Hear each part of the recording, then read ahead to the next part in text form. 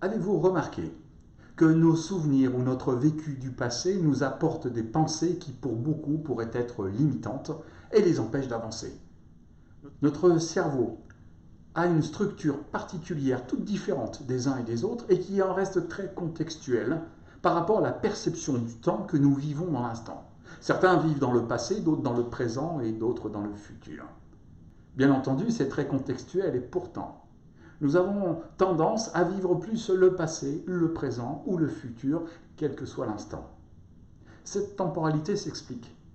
Peut être aidante, mais malheureusement peut être aussi limitante. L'idéal reste un bon équilibre entre le présent, maintenant, profiter de ce qui est en train de se faire, et puis revenir dans le passé ou le futur, ou se projeter dans le futur en se ramenant à l'instant présent, en évoquant, pourquoi pas, une certaine nostalgie du passé qui pourrait nous aider encore à évoluer, à faire un cadre marche arrière et à prendre conscience de tout ce que vous avez pu faire jusqu'à maintenant. Pourtant, la limite est sur un fil. Certains vont vivre dans le futur, à se projeter sans cesse à ce qu'ils vont faire demain, ou après-demain, ou dans les mois qui vont venir. Travailler sur des objectifs très précis, qui va leur prendre toute leur capacité cérébrale et les empêcher de vivre l'instant présent, de pouvoir partager avec les autres.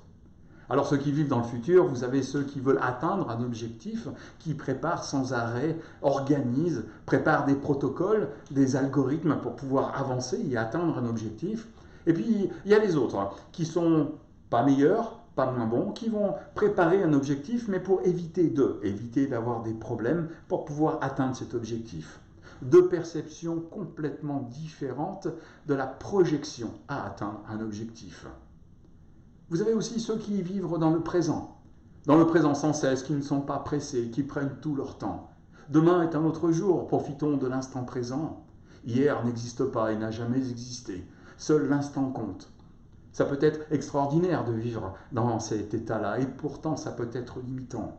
Ne pas avoir d'objectif, c'est frustrer son cerveau, l'empêcher de faire des vides à l'intérieur pour pouvoir reconstruire et pour pouvoir projeter. Refuser l'instant de demain, c'est ne pas reconnaître une certaine réalité, car chaque action que vous faites dans le présent prépare votre futur. Il est intéressant de préparer son futur en vivant l'instant présent. À chaque moment, faire des concepts, un concept de présent, un concept pour plus tard et un concept pour s'aider soi-même et aider les autres. Certains refusent totalement de vivre dans un futur. Être dans un présent peut être handicapant, suivant la personne avec qui on va pouvoir se confronter. Être dans le présent face à quelqu'un qui vit dans le futur est une égalité totale où la communication n'existe pas. Celui qui vit dans le futur ne peut pas comprendre quelqu'un qui est sans cesse dans le présent, car le présent, pour lui, c'est déjà le passé.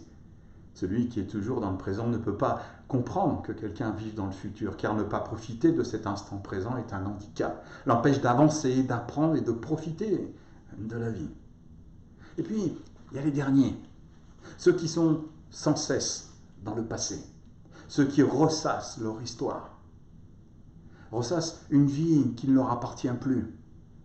Alors on peut vivre dans un certain passé, en s'encourageant à aller chercher des ressources pour pouvoir vivre ce présent et préparer son futur.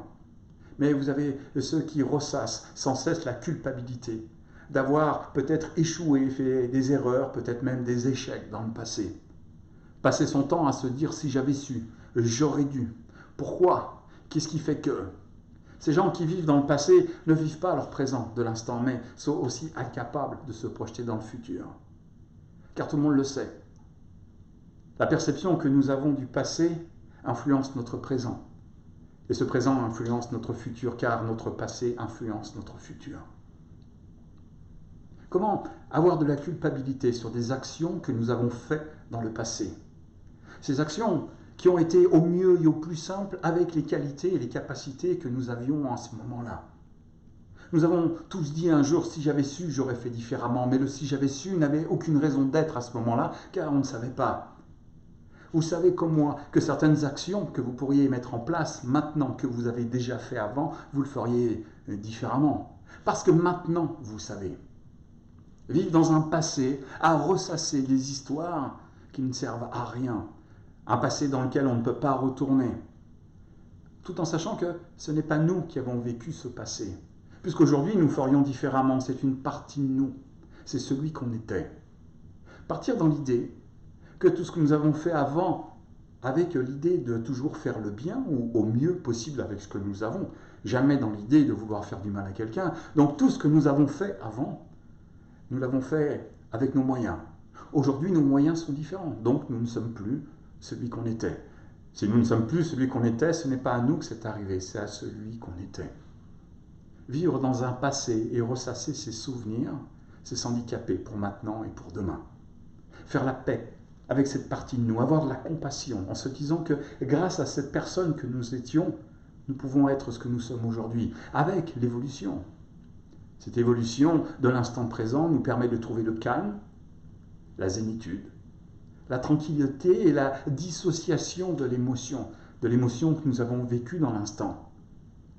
Cette partie de nous qui a vécu cette émotion et qui a créé un ancrage à l'intérieur de nous pour nous faire revivre des moments où, si j'avais su, j'aurais fait différemment. Partez maintenant dans l'idée que vous allez vous servir de tous ces apprentissages, de toutes ces erreurs, pour pouvoir assumer ce que vous avez été. Et je crois que le mot « assumer » est essentiel. Assumer nos engagements, assumer nos actions, assumer nos comportements, parce que maintenant nous savons.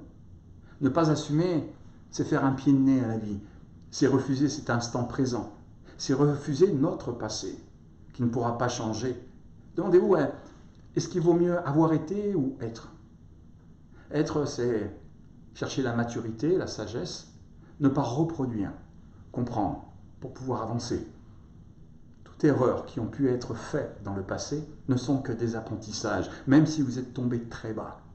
Vous êtes tombé très bas pour vous, pas pour les autres, car l'autre tombe toujours plus bas que ce que vous êtes vous aujourd'hui. Que ce soit de la douleur, que ce soit de la perte. Ce n'est qu'une expérience de vie qui nous fait grandir. Lorsque vous êtes au plus profond de l'obscurité, vous savez, quand vous n'avez pas touché le fond encore et que vous vous posez des questions dans le noir total. Dans ce noir, si vous observez, vous allez découvrir de l'ombre.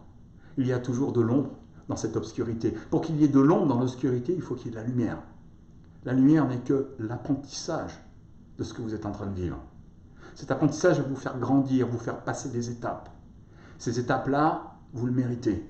Vous méritez de les reconnaître et de reconnaître les efforts que vous avez faits pour en arriver là aujourd'hui. Alors, pensez-y à chaque fois que vous allez revenir dans le passé. Regardez celui que vous étiez, car aujourd'hui vous êtes totalement différent. Ayez du respect pour celui que vous étiez. Soyez fiers de celui que vous étiez pour pouvoir être fiers de ce que vous êtes aujourd'hui. Alors vous allez pouvoir vous servir de ce passé pour vivre ce présent et préparer votre avenir. Dans tous les cas, faites confiance à la partie qui sait.